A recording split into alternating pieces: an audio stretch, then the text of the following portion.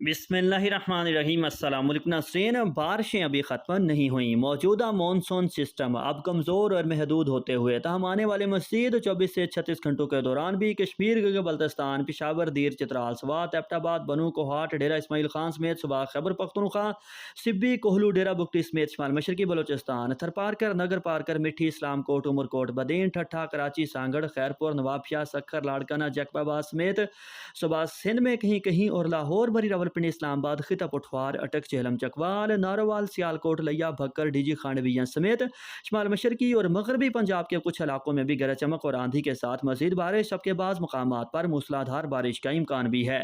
تاہم کسان شہری نوٹ فرما لیں، طوفانی مونسون بارشوں کے سلسلے اب کافی حد تک کمزور۔ آنے والے 2-3 روز ملک کے زیادہ تر علاقوں میں موسم خشک، گرم اور مرطوب رہنے کے بعد تاریخ یاد فرما لیں 13-14 جولائی سے نئے مونسون سلسلوں کے باعث کشمیر کے بلتستان، خیبر پختونخوا، شمال مشرقی بلوچستان سمیت صوبہ پنجاب کے مختلف علاقوں میں بھی گرج چمک اور آندھی کے ساتھ مزید طوفانی مونسون بارشوں کے امکانات بن چکے ہیں۔